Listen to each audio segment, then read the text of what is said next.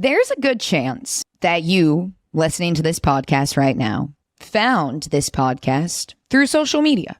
I've been posting about Palestine and Gaza and Congo, Sudan, occupation, genocide, politics, war, dead babies on behalf of oppressed people all over the world.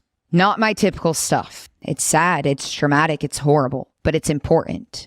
If you've been following me for long enough, you'll know that in the past, I've stood up for women's rights, abortion rights, and spoken out for the BLM movement. You've seen me get angry about gay rights and trans rights. So are you really surprised that I can't just stick to insurance? I firmly believe that what's happening in the world around us matters when it comes to the choices that we should be making with our money. Hell, we talk about taxes on this podcast all the time. Taxes that go to the government that is responsible for funding genocide. How could we not talk about the two together or think that they have no relation whatsoever? Being in the world of insurance has opened my eyes to not only the world of money, but the world of politics, the world of war, colonialism, nationalism, religion, and so much more that goes on within our society. When you first found the podcast or when you first found me on social media, you thought I was kind. You thought I was trustworthy. You thought I was genuine. And I know that because you've told me. Why would any of those things change now when I'm using my voice and my platform to speak up for humanity, for innocent lives, for the liberation of oppressed peoples? Isn't that what a kind, genuine, trustworthy person would do? I digress. It is. The BMIs are stupid.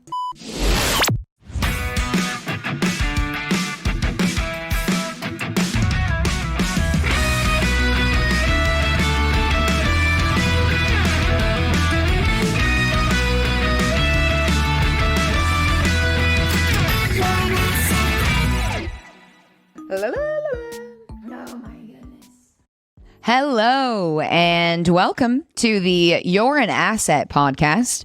I'm your host, Casey the Dollar, and on this podcast, we find out who is an asset in the financial industry and who is just an ass.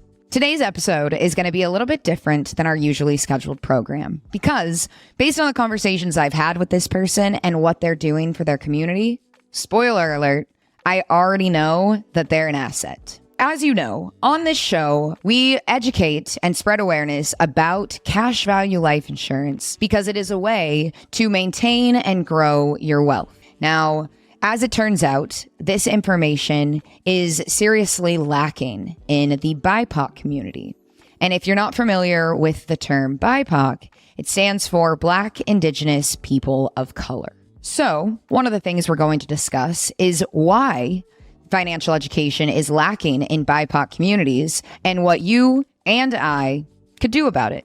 I'd like to introduce all of you to Justice. Hey, Justice, thanks so much for being here with me today. Thank you for having me. I'll steal your thunder a little bit and say that Justice is the owner, founder of OCJ Initiative, which is a nonprofit that I cannot wait to hear all about. I mentioned earlier in the intro of this episode that unfortunately in our society, the BIPOC community does not get the same financial education that the white community does. And this is something we know. This is something that I've talked about before. But I think that with everything going on in the world right now, this is a perfect time to go farther into why that is, what we can do about it as a financial agency, what we can do on the individual level, and then also bring awareness to other world events that are going on. Because if you don't think that world events are related to your money, you're confused. Would you agree with that, Justice? Definitely. I think world events are related to so much, whether they be financially, whether they be socially. I think world events could affect all of us in different ways, especially when it comes to, where we're putting our tax dollars into. Yes. So oh my God. I We're totally gonna agree with into it. that. Yeah. So if you don't mind, I would love to just hear, what is OCJ Initiative? What is the main purpose? When did you start it? And we'll go on from there. I know this may be a different topic, but I'm super excited to educate them on why this is needed and why awareness around these issues are interconnected with the financial sector. First, I'm not from California, right? I'm from New York. So there was not a lot of opportunities for BIPOC folk in Orange County due to the history of segregation, or the history of redlining, or the history of white supremacist groups being, formed in Orange County. So I moved to Orange County with that in mind, with the end game in mind. Not that I only wanted to get my degree and my master's, which I did that at a private university at Chapman, but I also wanted to see where I can make a conduit toward change for BIPOC youth in Orange County. And that's what led me to creating the OC Justice Initiative, which stands for the Orange County Justice Initiative. And we started that organization toward the end of 2019, because what we found was that there were so many youth who were ready to get activated, but they didn't know their rights. They didn't know their constitutional rights. They didn't know what they can say and what could be considered as a hate crime if they said some other thing, or a hate incident, right? Yeah. And what we also found was that there was a lot of youth who wanted to demonstrate, whether it be, high school students or whether it be college students, which is most of our demographics that we work with. They didn't really know how to properly align themselves with such a big task within Orange County, right? Yeah. I just want to brief that. And then also legislation. What we found that in 2020, with the rise of so many youth being passionate about the murder of George Floyd, we found that so many individuals who were just starting to understand the plight of Black America were either not educated about the past history on civil rights movements, or they were educated, but they put a lot of ego into it. What we found was that in order to see everlasting progress, you need to have education, you need to have demonstration, and you need to have legislation. You need to have all three pillars in order to really fulfill those. Actually make change. Yes, exactly. Whether it be working with the ACLU, whether it be working with an NAACP, or whether it be working with a national organization such as Black Lives Matter. We give youth these tools to really educate themselves on the steps they need to take in order to see the change in their community. And then we give them tools to demonstrate, whether it be providing megaphones, security, marshals for their actual demonstration, logistics, reconnaissance. All these things go into seeing a successful protest that we see on the news. A lot of people don't know the back end work that goes into that, jail support, working with the police, not working with the police, because we don't work with police. But, these are things that you have to weigh if you want to have a successful protest. Change is possible, but it's going to take education, demonstration, and legislation to really make it happen. How did you get to this point? Because, I found you because you are the head of the nonprofit and putting on protests and demonstrations, right? But 6 years ago, is it just you? Do you have a team of people? Like, how do you then find youth and other people who want to be a part of activism and want to be a part of change? So right now it's me and about 6 other individuals, right? Most of these individuals are just volunteers. But overall, we're small but mighty. But six years ago, when I first started, it was only me, going to city council meetings and making sure the city council members knew who I was and the change that was bound to happen if they didn't listen to me. And it was only me actually telling the administration at my college, we need this. And if it doesn't happen, these are the steps that are going to happen thereafter if you don't listen to me. But I think with the confidence and the end game in mind is what led me to continue this, because with so many I've seen, what happens is when they don't see the end game in mind, they get kind of discouraged. But for me, I know that there's an end game in mind. So I would never get discouraged by little things that happen. If I don't have people in my organization, if people leave, it's okay, because at the end of the day, it's bigger than OC justice, right? It's a whole movement that we want to instill. Absolutely. And you mentioned George Floyd, and I was going to ask you about this too, because as a California girl, right? when everything did happen with George Floyd, that was the first time that you saw people, from my perspective in my life, standing up for Black Lives Matter and speaking out for the BLM movement. Definitely. People who have never done so before. So it feels like, there are certain events in history that it brings all this awareness, and then all of a sudden, it escalates into more and more people wanting to join the movement and make change. So after George Floyd, did you see a lot more movement going on in the city, in Orange County in general, and more people coming towards you? What was it like? It was more so I had a lot of youth who were white, really, really come towards the movement in levels that I've never seen before. And because, I was organizing when Tamir Rice got killed, and it was more so I've seen a lot of Black and brown folks organizing around that. I remember when Trayvon Martin got killed, there was always a resemblance of Black and brown communities coming out. But the difference I seen with George Floyd was that I seen more white individuals come out and say, okay, I need to do something different. But what I seen that was troubling was that the white individuals who were trying to take the charge weren't educated. They were leading people. They were, leading people into like police kettles. And like, I was just like, what is like, so that's why it was so immediate that OC Justice Initiative had to really take the reins in Orange County, because, of course, I commend those white folks who wanted to do that. But at the same time, it was putting people like myself and other communities in danger if they didn't know the history, if they don't know how to organize, if they don't know not to tell the police anything, if they don't know these things, then it's actually putting us more in danger than you're actually helping us. Because I think a lot of the white folks, they wanted to help, but if they don't know their history, if they don't know the system of nonviolence, if they don't know SNCC, if they don't know all these other past revolutionaries, Stokely Carmichael, Malcolm X, MLK, way more other individuals within this liberation movement who we can learn from. And I think what happened in 2020 was that there was a lot of non-BIPOC folk who did more harm than good. For the movement, unfortunately. Which is really unfortunate.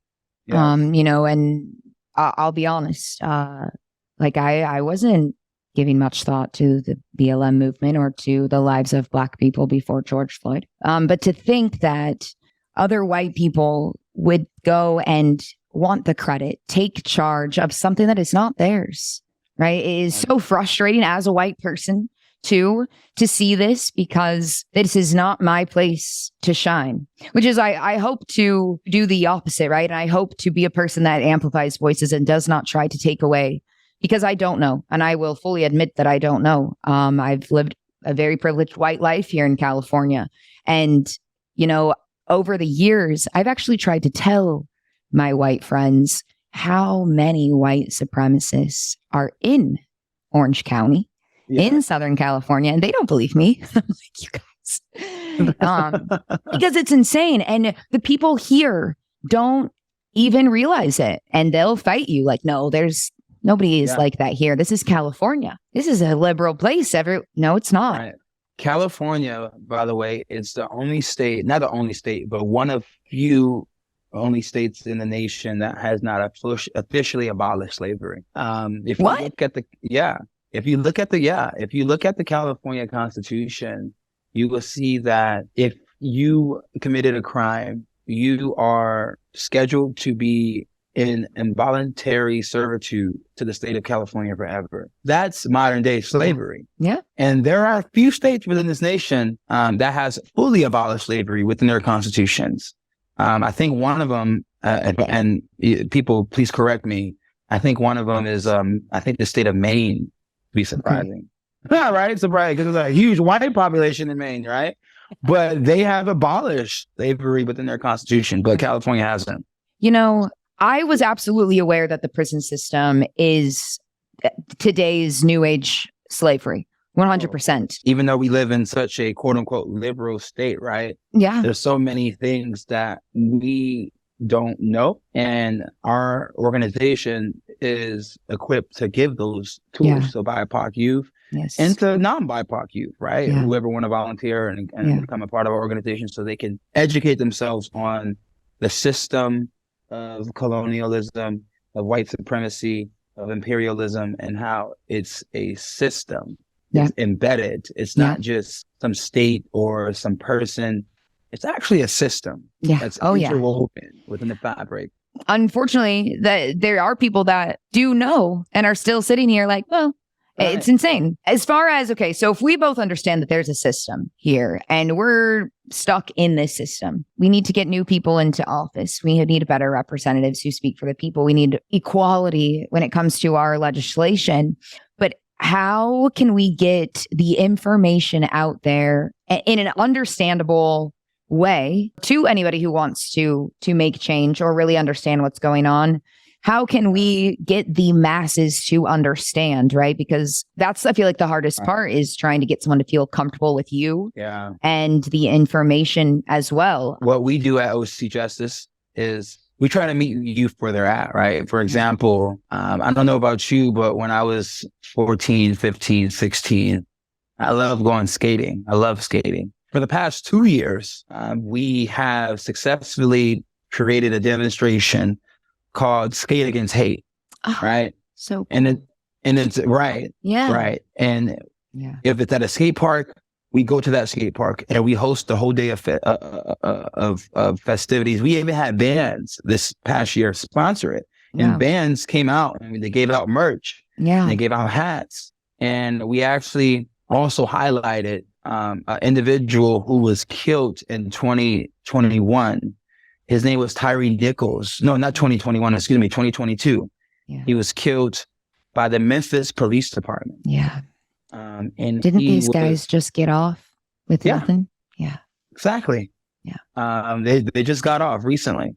And Tyree was just going home.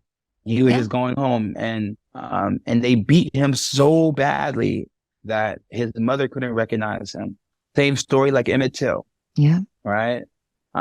So we actually raised money for the Tyree Nichols Foundation for our Skate Against Hate event this year, and we were honored to have the Tyree Nichols family come out to this event. Wow.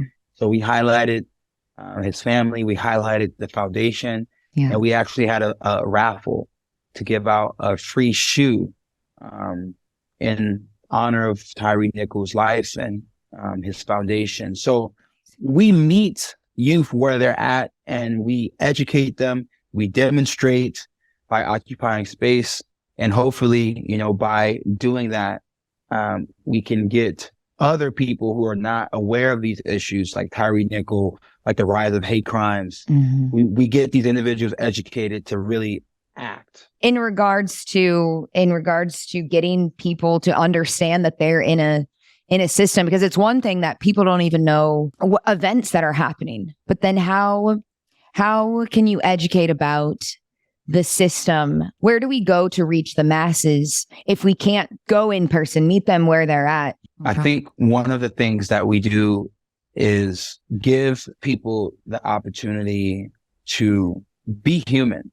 Right. I think sometimes, especially what we've seen in 2020, a lot of people within the Black community was like, you know what, if you don't know by now, like, shut up. I'm not going to waste time.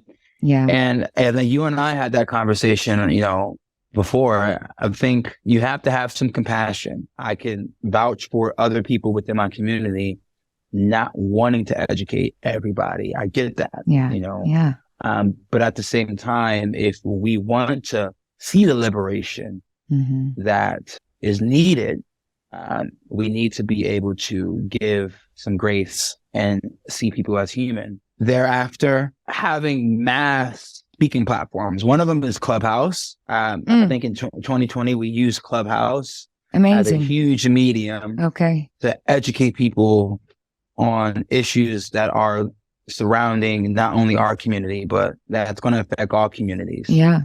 And then once you use these huge platforms like Clubhouse to really have a mass reach, not just only in your state, but nationwide, worldwide, right? Especially in 2021, during the 75th Nakba. Nakba is a term that a lot of people within the Palestinian community use.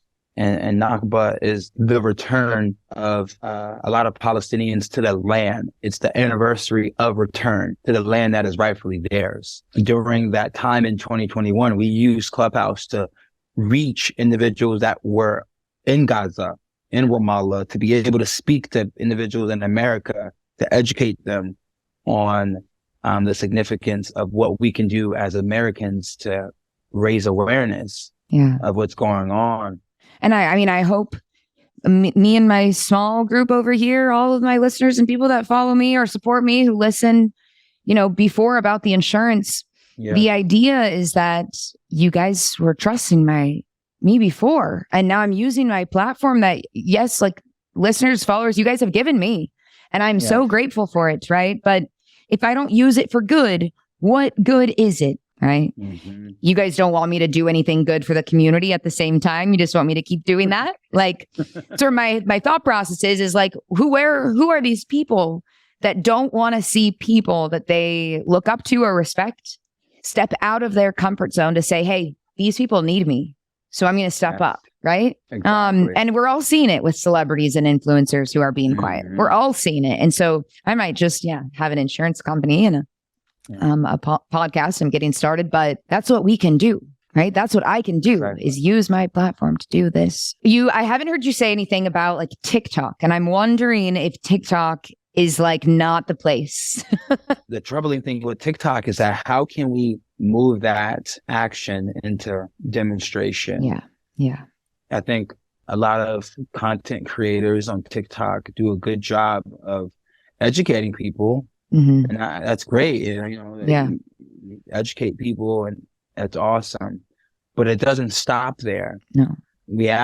After you educate somebody, you have to mobilize people. And I get it. There's a lot of content creators who are not organizers. Yeah. There's a lot of content creators who are not mobilizers. Right? I'm going to put that out there. Yeah.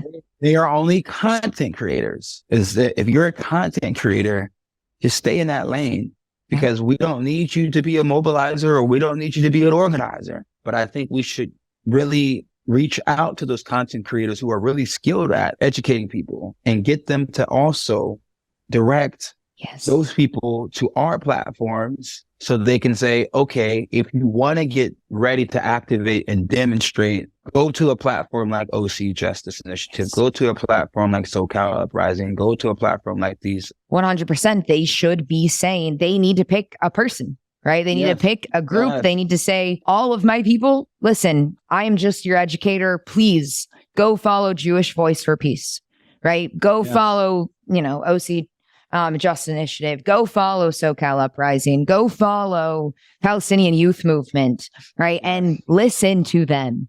Like, make videos about where they should go after. Don't just educate and try to take over. I can do this. Exactly. This is something I could do. And you shouldn't be following Casey to find out what's going on, right? Even though I'm posting stuff like that. You know what I mean, though? Like, there might be people out there like, oh, it's fine. I'm following that insurance girl posted some things. And I know what she said. No. Yeah. Listen, like, you got to keep taking the steps. And don't get me wrong. Like you were saying, there are a lot of good content creators who may be non-BIPOC, who are really good in putting good information out there about misinformation, about de-information, about propaganda, propaganda. They're putting it out there. That's great. But, if they're not directing people toward people who are OTG on the ground doing that work, then I'm sorry, all their education is only for their own ego. Now, I wasn't thinking about this. I more so was thinking, well, thank God that, non-BIPOC individuals are speaking up and educating, because we need them to say something so that other people like them will listen, Yeah. right? I mean, we do need this. Without it, the movement wouldn't keep going in this, in the right direction. So it's important, but they need to also realize their position in the movement and keep pushing people along and do the rest of their job almost. Like, yes, yes. exactly what you said. Realize their position. That takes a level of going within it. And yes. You know what I mean? Yeah. If they don't go within, they're gonna go without. And and as a spiritual, highly spiritual being within this movement, I feel like I've done so much work internally that I can go within this movement without having attachments and ego along with the work I do. Yeah. But I feel like so many other people who are now coming into this movement or who have been within the social justice realm, they have not done that work within. Yeah. So when it comes to accolades, when it comes to attaching themselves to some credibility, they get offended, they get ostracized, or they feel intimidated. Yeah. When their work is not appreciated, and then they forget who they are. Right? They start equating themselves with the movement, and I don't equate myself with the movement. I'm justice, and then I have an organization called OC Justice Initiative. Yeah. But I'm not putting justice along with the movement. No, this is bigger than me. Yeah. If you look at my organization, you don't even see my face that much. It's true. Because it's not about me. This is about the youth. Yeah. This is about the next generation. This is about uplifting BIPOC youth, and I want people to understand that. And I'm glad you've affirmed it right now, because that lets me know that it is about the BIPOC youth. This is about more than myself. And I think a lot of people who haven't done that work within, unfortunately, they don't know where they are in the movement. So then they equate themselves to the whole thing. And when you say that, you mean like people saying, the movement is my life. Like my life is the movement. I eat, sleep, breathe social justice, and this kind of rhetoric is what you mean. Yeah, of course. Yeah. Or they say that it's a lot of I statements. Okay. Okay. There's a lot of I.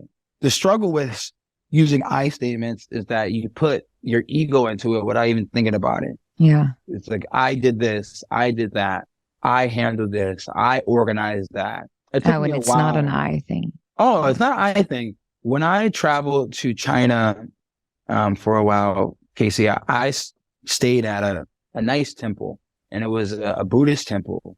I stayed there for about 7 months. I didn't have a phone. I didn't have a wallet. I didn't have a bank account. I didn't have a Zoom account. I didn't have a Google Gmail. I didn't have any of this that I have now. Sounds so nice. I could go for that right now. Yeah, right? I didn't have health insurance. I didn't have life insurance. I didn't have none of this stuff, right? Amazing. Yeah. So I was low key living a monk life, even though I was still a lay Buddhist. I was still living like a monk life. So, but what I learned through this half a year when I was at this monastery is that language is everything. What you talk to your subconscious mind, everything. Mm-hmm. And I was speaking with this venerable or monk, and when he was talking to me, he never used the word I. He would always use the word we. He was talking about we. We don't use this, or we don't eat this, or we don't go to sleep at this time. When we wake up, we meditate, or and I asked him one day, I said, how come you always use we? You never speak in your own point of view. He said, because it's not about me. He said, it's about all of us as all sentient beings. It's about all of us. It's about all of us coming together. It's about all of us going forth. It's about all of us. And that really changed my life, because I never really exercised my language. Yeah. I would always exercise what I would eat, right? Always exercise what I watch, or who I'm around. Mm-hmm. But using our own language, how we speak to ourselves, can really change everything in your life, and really change your subconscious mind. And that goes to even what we're talking about now. Yeah. The movement and social justice. A lot of people within the movement equate themselves with my organization. Yeah, I made this organization, right? Yeah. But this is for the youth. Yeah. So it's for all of us, Yeah. right? And I think hopefully by what we are doing, see that at OCJ, and what we are doing to gather folks, we can also educate other folks on eventually how to use their mind to really galvanize, mobilize, and educate others. We actually hosted an event that was deemed to work on this aspect of going within, and it was called Yoga for Peace. We hosted it during September, and it was an amazing demonstration. We hosted it at Laguna Beach, and we brought out yoga instructors, mindfulness instructors, and we also brought out a vendor who sold sea moss smoothies. Wow. And so this is our second year hosting this event, and we host these events in predominantly white areas like Laguna Beach, like Newport Beach. Yeah. Right? And the reason why we host these events at these predominantly white areas is because a lot of BIPOC folk don't go within anyway, unfortunately. Like the rate of Black men in America who go to a therapist is not even in double digits. I think it's at like 9% right now. The rate of Black youth who actually have a program in which they can use to work on their emotional maturity level is not even at the rate where it should be. The rate of Black women actually having an opportunity to speak about postpartum syndrome is not at the rate it should be. So BIPOC folk are not only suffering on a physical level when it comes to murder and being ethnically cleansed in America, but we're also suffering mentally, right? And as a BIPOC organization, we understand that. How can we give BIPOC youth and BIPOC people opportunities to really go within? So we host Yoga for Peace. And we got the cops called on us 3 times. We had the cops come and shut down the event.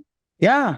It's twice. This is twice we hosted it. And each time we had the cops called on us. And this is the reason why we host yoga and sea moss smoothies.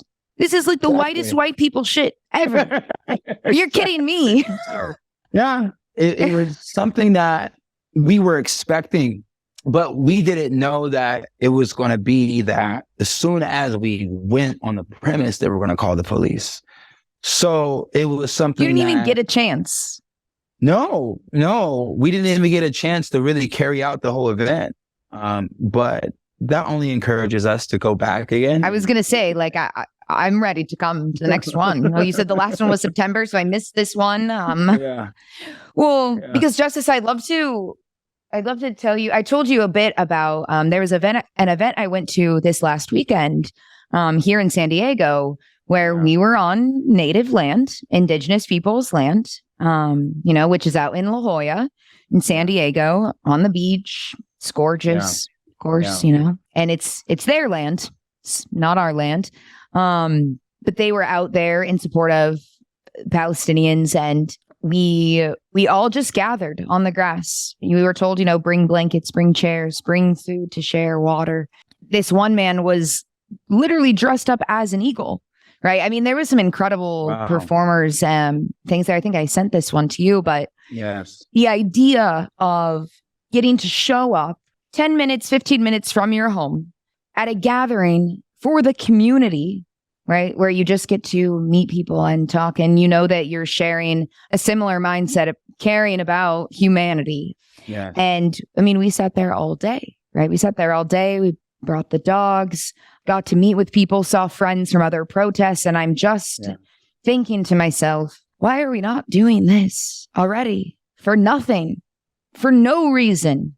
How much better would the world be if we got together and got to know each other, mixed around, got to express our cultures, danced together, ate together, sang together, because of course there were speeches that were heartfelt and about what's going on in Palestine. But there was also a moment where the woman speaking said, if everyone could close your eyes, put your hand over your heart and touch the grass, right? And do it all together. And just this collectiveness that we're all doing something to ground ourselves. We're not in therapy, right? We're not at like this teaching session. We're all trying to be closer to each other. And so if we could just implement this into our society, we could spread information so much faster. We could educate people so much faster. We could be on the same page as our neighbors. We could not be afraid of our neighbors, right? You could share, this is what I know. What do you know, right? I just could imagine a world after being at so many of these different events in the community. Like, what are we doing, right? And I think a key to the yoga event not being shut down, right? You need white people in large numbers to show up to equate how many people of color there are too. We need to all be together. It feels like an easy fix. Yeah, to add on what you said, I think why so many white or non-BIPOC folk feel as though they don't want to get involved with BIPOC issues is there's a level of individualism that America breeds that is the facet of white supremacy. Yes. And that's what we teach a lot of youth at our organization is that individualism that America has bootstrapped our citizens with since birth is diabolically against unity. Yeah. Because individualism breeds ethnocentric ideas. And why a lot of non-BIPOC folk feel as though, well, I don't need to be. Well, why? Because America has always separated us. America has always individualized the different struggles as just being, this is a Black issue, right? The civil rights movement, it's a Black issue. Immigration, they like to put that just on Mexicans. But there's a lot of people who immigrate here into America, right? It's not just Mexican people. All kinds. No, but it's just their fault. It's just their problem. Of course. Right? Yeah, that's what you hear. You don't hear about any other immigrants. What about Russians? Yeah. What about Ukrainians who immigrate here, right? What about, non-BIPOC folk who immigrate into America? They don't talk about them. Right? No. They like to put these issues around gun violence on just Black folk. But what about every single mass shooting that has happened in America who's committed by a little white boy? Right? Yeah. So I'm dropping facts to your community to let them understand that these incidents are usually portrayed to the American diaspora as issues that are singular. Yeah. So I think that's why a lot of non-BIPOC folk, and specifically white folk, when they come to these, whether it be, issue that affects the Black community, Palestinian community, Mexican community, they say, I don't think I'm not comfortable, or, I don't think I'm nervous. Maybe I should take my Black friend with me before I come to the march or something. Or they try to fetishize, I have Black friends, so I'm okay. Well, yeah. No, you should educate yourself, like we spoke about earlier. Once you educate yourself, you should demonstrate, go to an action, be there, actually show yourself. Don't be afraid. Actually be in these spaces, and then repetition. Yeah. Keep doing it. Don't just check it off the list and say, I went to a BLM march, I'm okay. I went to a Palestinian march, I'm okay. No, use your platform. If you have financially back, do that. Keep it going, because as a non-BIPOC folk, you have power more so than any type of Palestinian to use their voice. You have power more than any other Black folk to really get the status quo to listen to us. Do you feel like with the state of our society, the economy is trash, homelessness off the charts, more people are living under the poverty line than we've seen in our lifetime. It feels like life is rough for Americans. I've mentioned this before on my page that America is a third world country now. It is. Right. So In regards to the Palestinian movement, is there something to say for the idea that we are at a point in time where it's not just people of color or the LGBTQ community or women or Hispanic people who are suffering? Everyone is suffering. I walk outside and there's homeless people of every color, of every age, of every background. I have friends of every color who are struggling to pay rent. My white friends are not okay right now. You know, they're not making money to live. They can't afford anything, right? They're not saving any money. They're broke. They're living paycheck to paycheck. And with everything going on, you know, it has felt like a big awakening for people. Do you feel like we might be in a different place to actually come together over something, considering the world is as, excuse my language, as shit as it is right now? Because I'm feeling this way, but you have more insight than me. There's so much more that needs to be put on the table for our community to come forth all together. For example, when it comes to houseless individuals or homeless individuals, because it needs to be more education on that, right? Of course. Because I think a lot of individuals who want to give these houseless or homeless folks opportunities, they tend to paint it with a broad brush. And a lot of the houseless communities, they don't want handouts. That's the one reason why they said, excuse my language, fuck the state. Yeah. That's the one reason why they said that.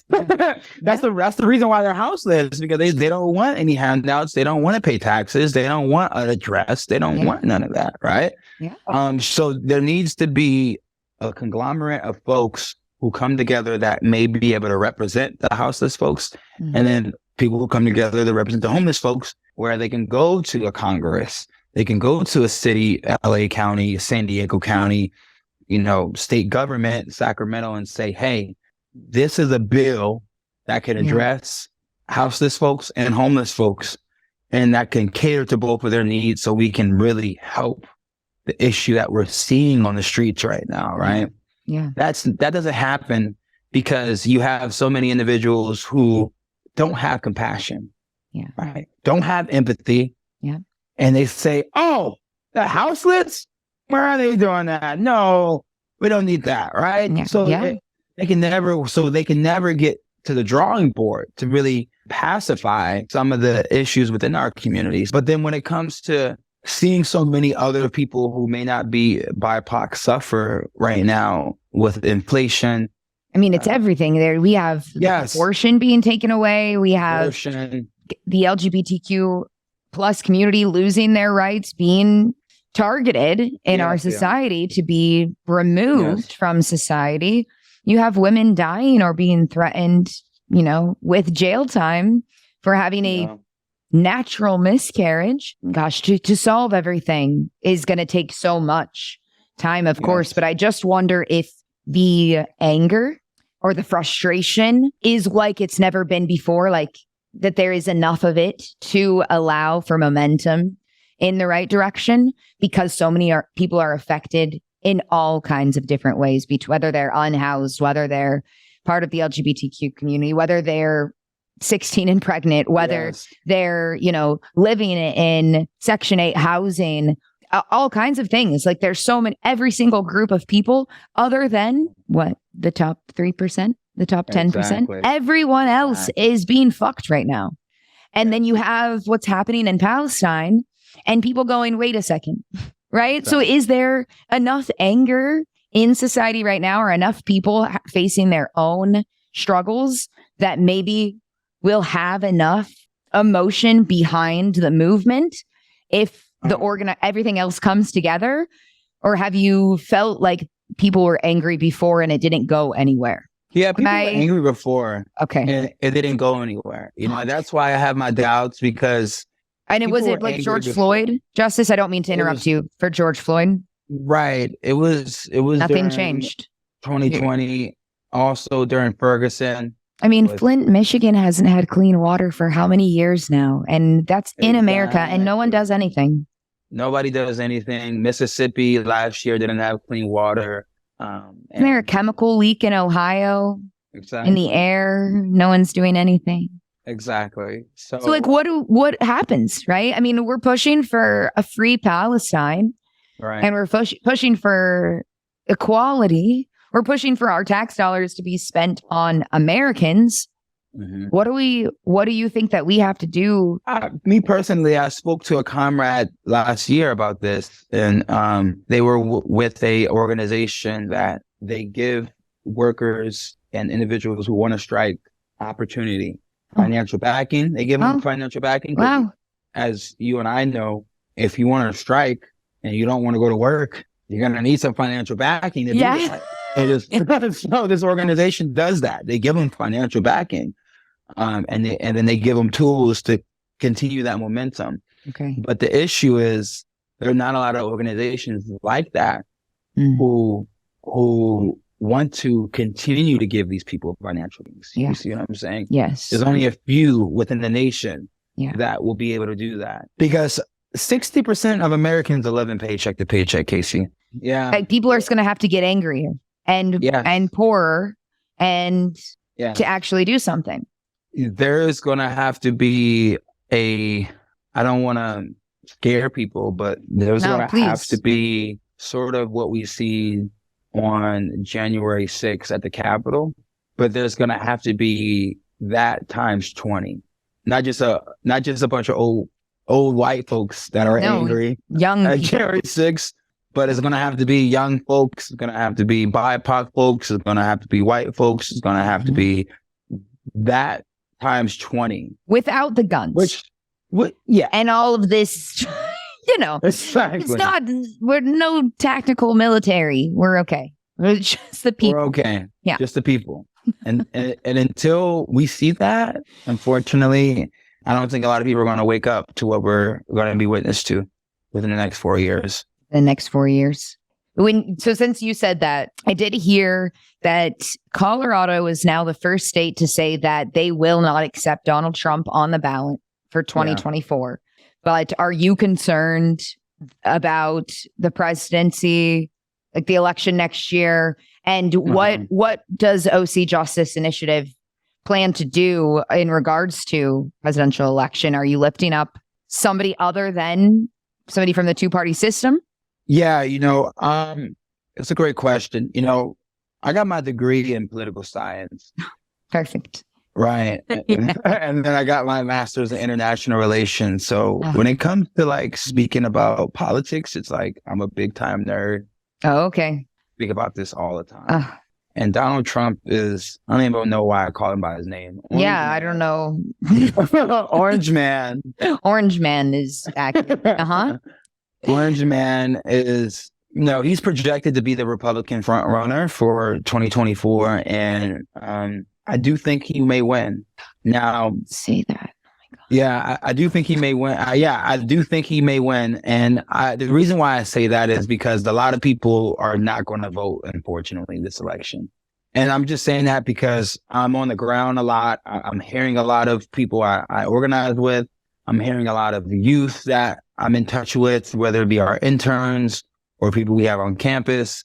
And it's seeming like the millennial generation and the Gen X generation are leaning to not voting. And sadly, our generation and a lot of BIPOC folk were the majority of what made Joe Biden win this last election. So that's why I'm coming to terms with Orange Man winning, because if a lot of young folk and a lot of BIPOC folks sit out, like I'm hearing, unfortunately, he's going to win.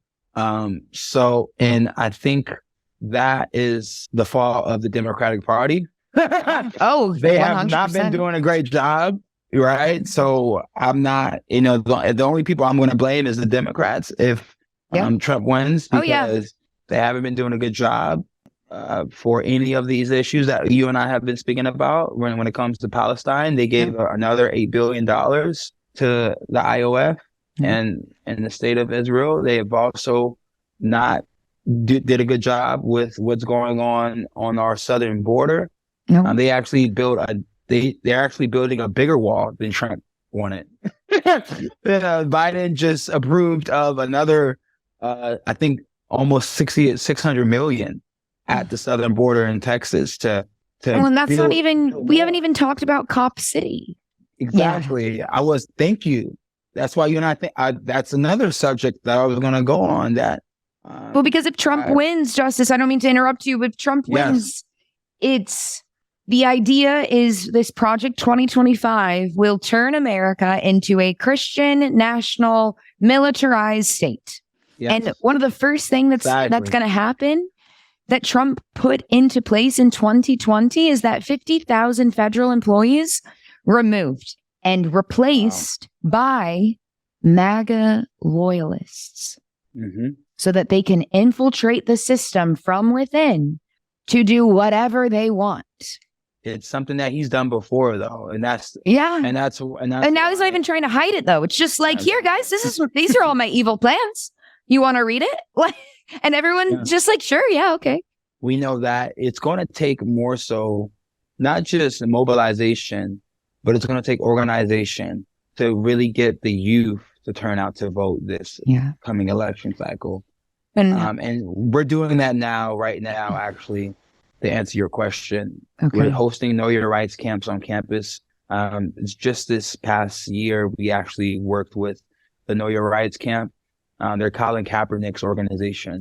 Oh, yeah. Amazing. And where we're going into high schools and we're teaching them about their rights. And we're also talking to students who are about to graduate and to go to college, who are going to be turning 18, about the power of their rights. And one of the most powerful right that they have when they turn 18 is voting. Yeah. And why they should vote and what is on the line if they don't vote and what can happen with the power of their vote and how to vote not only for the presidential election, but locally and how your local officials are going to be doing things that affect you even more so than the national election. I would be one of those people who had said something about, well, I'm not going to vote, right? Because I don't want to vote for Biden. Right. And I'm no way in hell just going to vote for Trump. If Biden and Trump are our choices, right, should we still be voting for Biden? What I feel like I've heard is from a lot of, I follow and support a lot of Black women who talk about politics, and I make sure that I'm listening to what they are saying, right? Asian women too. And they are saying they're not going to vote for Biden and they're not going to vote for Trump, right? Because, hey, guess what, Democrats, white people, we listened to you last time that things were going to change and they didn't, right? So I hear you saying, the fuck are we going to do? Like, Trump's going to be president. But then I hear other people of color saying, I'm not going to vote. So what? Within the last 4 years, my political ideology has changed. Where I don't call myself a Democrat, I don't call myself a libertarian, I don't call myself a moderate.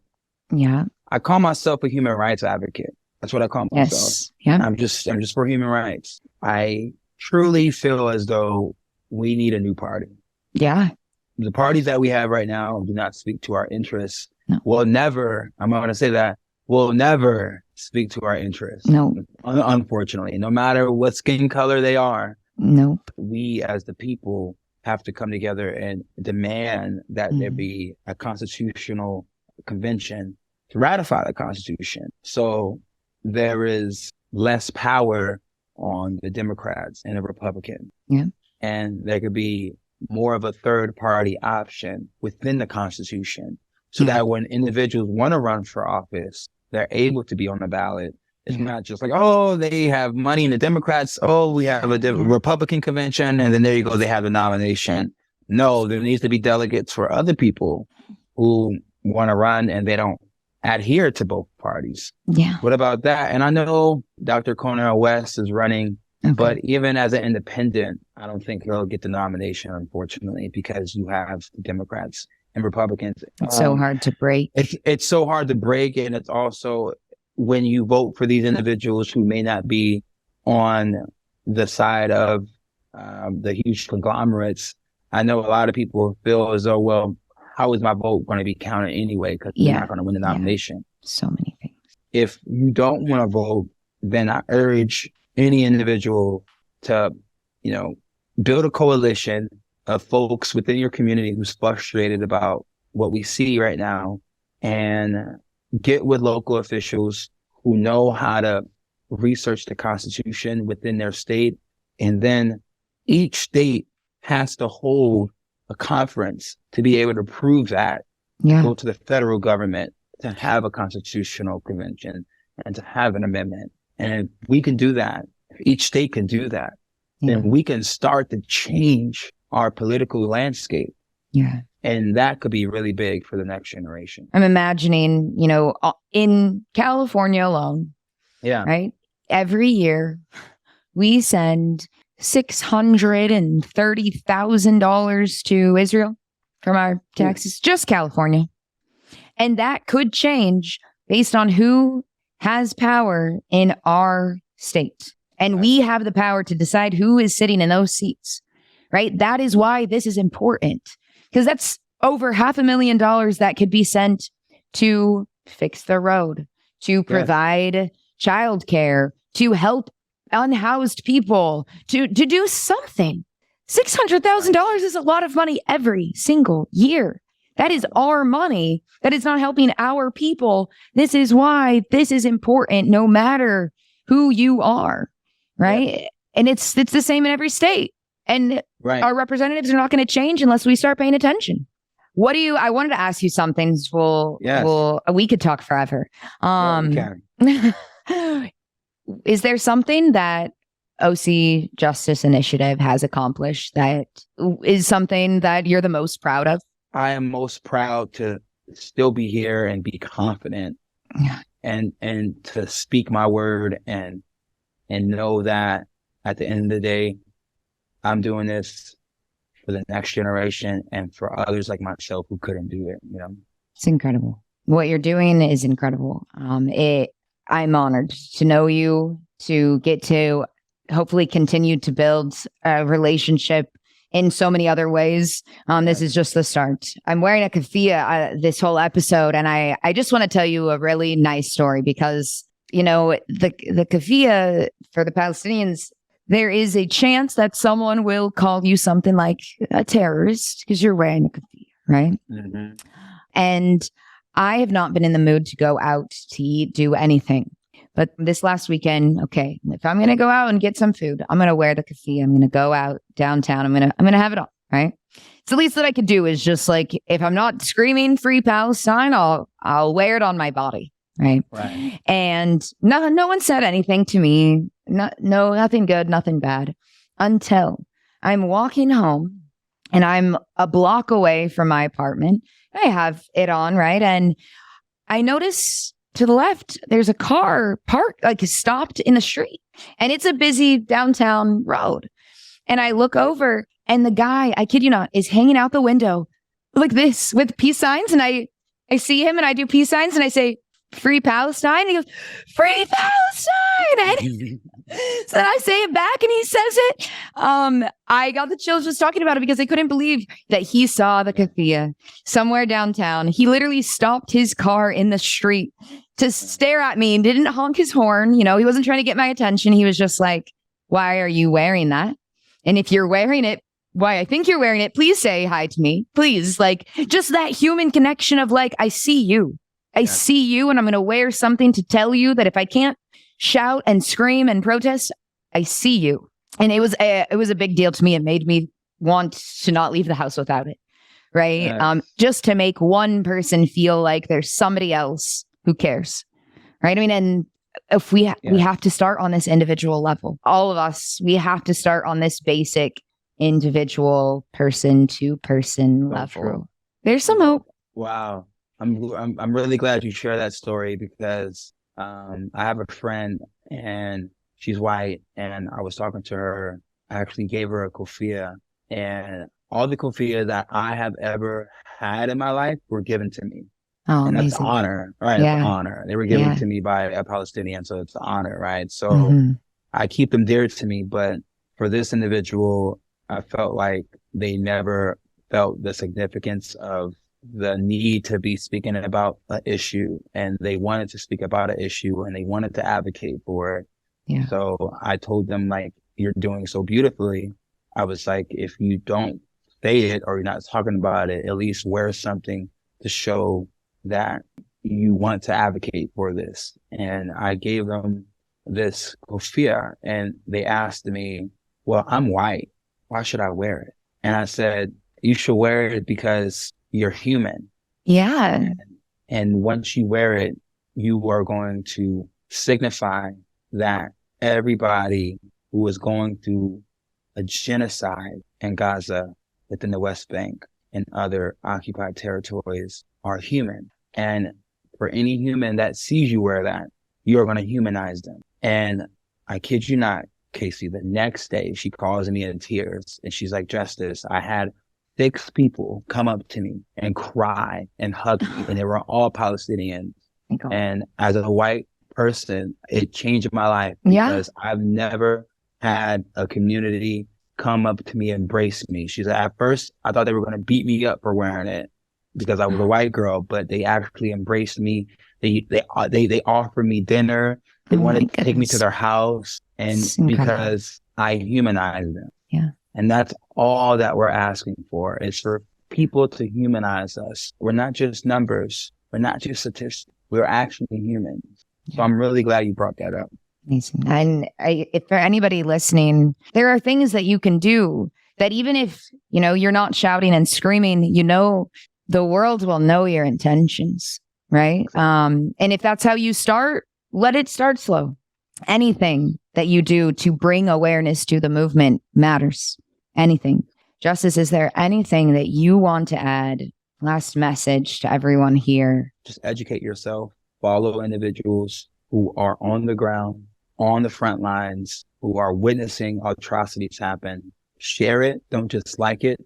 Don't just post a black square. Black squares led to nowhere, and we're in the same situation we're in. Yeah.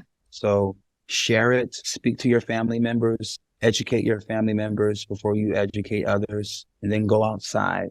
Don't just stay in your home. Go outside, educate, demonstrate, and then legislate. And then hopefully that can have progress. Amazing. Justice, I'm going to link everything that I have of yours, everything so that people can find OC Justice Initiative on social media. Get out into your city, find a protest, go and demonstrate. Even if you go alone. I went to my first protest alone, you guys. You have to start somewhere.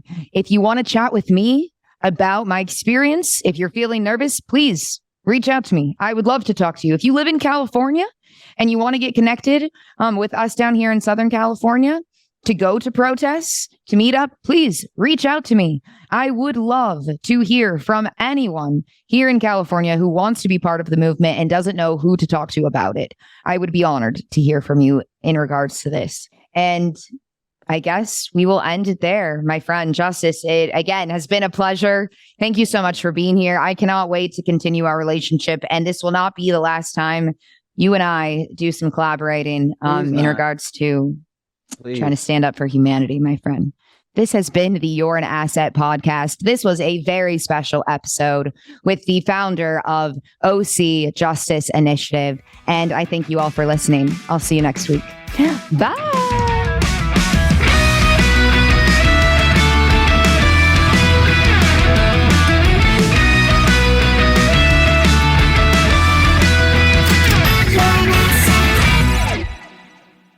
The You're an Asset podcast is not giving financial advice. We are not licensed financial advisors, and our licensing is strictly in insurance products. The information that we talk about is specific to the products that we work with. We cannot guarantee that other agents will have the same product features that we discuss on the show.